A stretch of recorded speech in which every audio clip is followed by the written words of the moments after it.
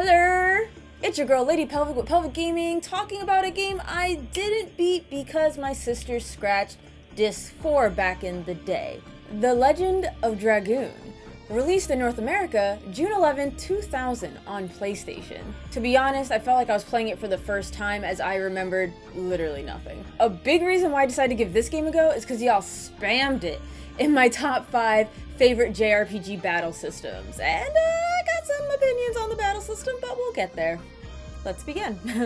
The town of Salice is raided by the Sandora army and takes a young girl named Shauna away. Dart, a mercenary, returns to find the village burned down. He learns that the treaty between the Sandora Empire and the Kingdom of Basil has been broken. Nevertheless, Dart bravely goes to Helena prison to rescue his childhood friend Shauna. After making a new ally and rescuing the girl, it's learned that the Sandora Empire harnessed the power of a dragon. Now this story is way more than two kingdoms fighting. Oh no. It traces back to 11,000 years ago, the Dragon Campaign, where the Winglies enslaved humanity until finally humans fought back with the help of the Dragoons, Knights of Dragons. I really enjoyed the weaving together of stories. Small stories that center around a town or a people end up expanding the main mystery of the Dragon Campaign, the moon that never wanes, and the mysterious black monster. The Legend of Dragoon embellishes its story with a charming and instantly likable cast.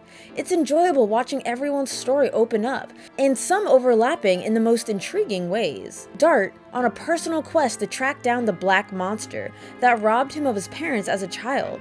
Shauna, a girl with mysterious powers that can communicate with the creatures of the Dragon Campaign. Lavitz, the captain of the guard, loyal and kind, and I totally ship him with Dart. Rose, an aloof, bitter, cold-blooded woman who I love. She is my favorite character. Haschel, a master of the rogue school on a mission to find his daughter. Miru, a bubbly dancer to lighten the mood.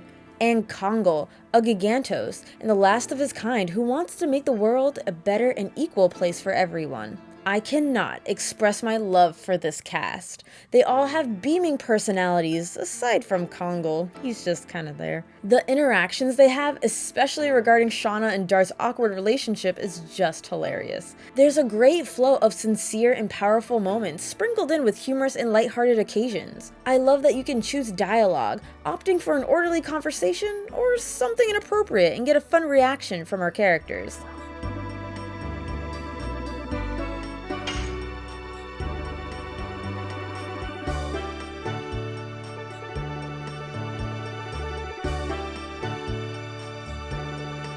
Listen, the story was way better than I anticipated, never a dull moment, but then we get to the gameplay and let's dive into that. You go into dungeons, and I really like that there's an indicator above Dart. Blue means no monsters, yellow is soon to hit an encounter, and red is at any moment, oh shit, I'm fighting something. It was a very helpful spin that made random encounters not so random. So you have multiple things you can do in a fight, mainly attack. Attack is performing your equipped addition. As you level up, you'll gain more additions. Different additions specialize in different things, like they have attacks, some grant you more spirit points, or SP, but do less damage, or vice versa. To perform a successful addition, you must hit the correct button when the squares align. If the square turns orange, the enemy is countering, you'll have to hit a different button. If you fail the counter, your addition ends there, and you take damage. However, if you complete your addition, you get one addition experience point, let's call them. Additions level up only when you successfully perform them. While this mechanic is solid, I hate it.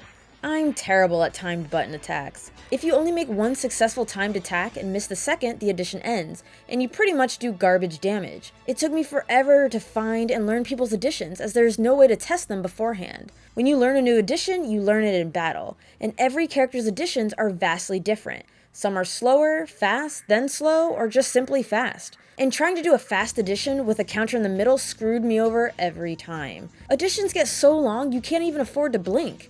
It was frustrating and I did not enjoy it. Granted, if you succeeded, it was one of the best feelings. Lavitz, while I love him as a character, hated him in battle. One of the strongest characters, but too quick for me. Or Shauna, who didn't have additions but was supposed to be your dedicated healing character.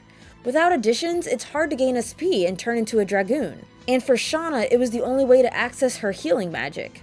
You can also defend, which is insanely useful. You heal a decent amount of damage, take half damage, and are immune to all status effects. This game probably has the best use of defending ever. Then, using an item, which don't sleep on items in this game, and don't hoard them either. Then we get to the fun stuff, turning into a Dragoon and the special option. You're able to turn into a Dragoon when you accumulated enough SP from additions. Dragoons can attack by, again, hitting the Dragoon dial perfectly. More perfect timing, the more hits, capping at 5. And Dragoon magic, which uses your mana. The higher level Dragoon you become, the more types of magic you'll get. Each Dragoon is an element, and their magic corresponds with that element. Lastly, special, which can only be reached when everyone's current Dragoon level is max. The Dragoon who activates it receives an elemental dimension, corresponding to their element. The character automatically gets perfect attacks and a 50% status power-up.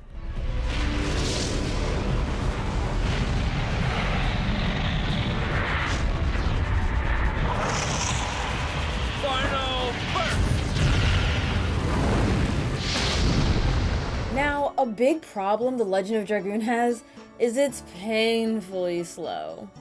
Entering a battle, you see the background when selecting an attack. Sometimes you get an odd pause before the addition initiates, which really throws you off rhythm. Transforming into Dragoons was cool the first 2 times. Granted, you can shorten the transformation, but you can't skip on spell animations, so prepare to sit through a 15 to 30 second magic attack multiple times in battle. There are side quests and optional boss fights. Keep an eye out for Stardust, collect 50 for the hardest boss in the game, which I did not do. The final boss of this game is enough for me, thank you very much. Okay, so here's the thing, while I hated the combat, the boss battles were A+. Super challenging. It really worked the combat system, like it tested you, let me tell you. And you didn't have to grind a single time. The Legend of Dragoon really knew how to work the combat system. I don't think there was a single bad boss in the game. There were bosses that gave me a hard time for sure, but every single one was clever. It was more than just beat big thing until it dies. You had to switch up your strategy every time. And I say the same with dungeons. They were outstanding. It played with elevation or getting lost, figuring out small puzzles. I love that there was a small teal arrow indicating that that was a way you could go. Guys, I was really in awe and impressed with the dungeons and map design. These days, JRPGs don't have tricky puzzles or thought-provoking dungeons. So this was just really exciting for me. Like, I could make a standalone video on this game's brilliant bosses and dungeon design. That's how dazzled I was. And frankly, towns had the same thing going for it. No town was like the other. I'm on a roll right now, so let's move on to the graphics. Marvelous looking pre-rendered backgrounds, which was incredibly detailed and really brought this world to life. I liked the different perspectives. Sometimes we had a direct overhead view, other times it was third person but in a fixed position. The Legend of Dragoon was always visually astounding, and its color palette from different areas, none of it clashed or felt too much or too little. Someone give this art director a gold medal, please. Now, Dart and Friends, of course, the game showed some age. It's not the most beautiful looking at their melting pixelated faces, but the characters' expressions and how they waved their arms or jumped around got the point across. It's laughable at times, but come on, it came out in the 2000s, we can cut some slack here. But the cutscenes here were amazing. Seeing Dart do the final blow after defeating a bad guy never got old.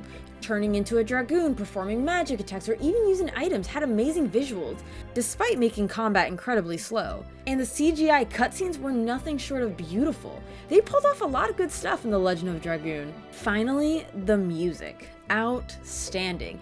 Multiple battle themes, boss battle themes, 4 overworld themes, and of course character themes. Although it was odd that not everyone got a theme. Regardless, this soundtrack had it all. Fun and happy music to depressing to downright elevator music.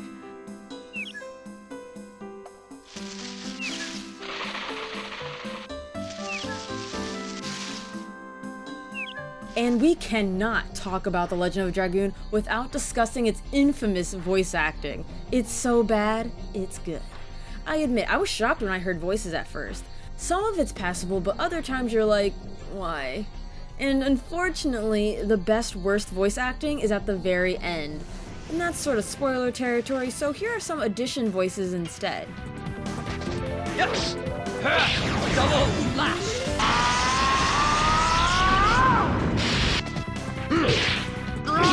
Harpoon! Burning rush! Yes! Duh! Hammer spin! Whip smack!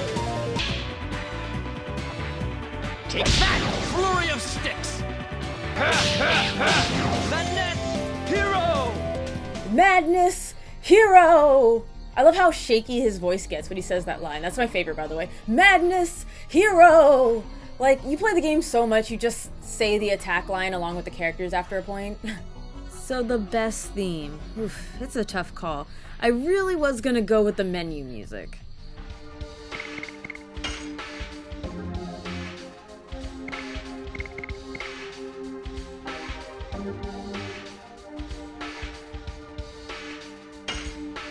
Super chill, easy to vibe to, but I really like the Forbidden Land battle theme. It plays in a specific area, and seeing the enemies dance to it makes it even better.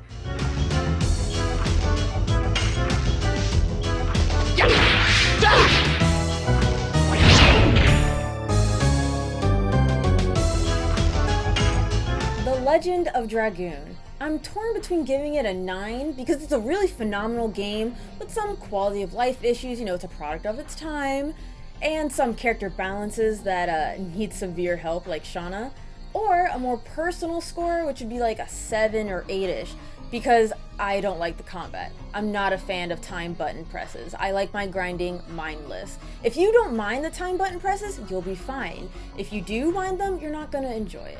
Story's still great though. It really is an emotional roller coaster. Characters are so happy and they celebrate. Characters are really sad. The character interactions in general are great, and the lore is very rich. That said, The Legend of Dragoon is a game I would never want to play again. Watch, absolutely. Play, no thank you. Which brings me to my question, are there any games like that for you? Games where you just rather watch as a movie, just watch all the cutscenes, maybe watch a let's play of, but you yourself don't want to play it again? Let me know, and let me know your thoughts on The Legend of Dragoon. Thank you all for watching this review. Top box is more reviews like this, and the bottom box is my Let's Play channel. And don't forget, I'm on Patreon.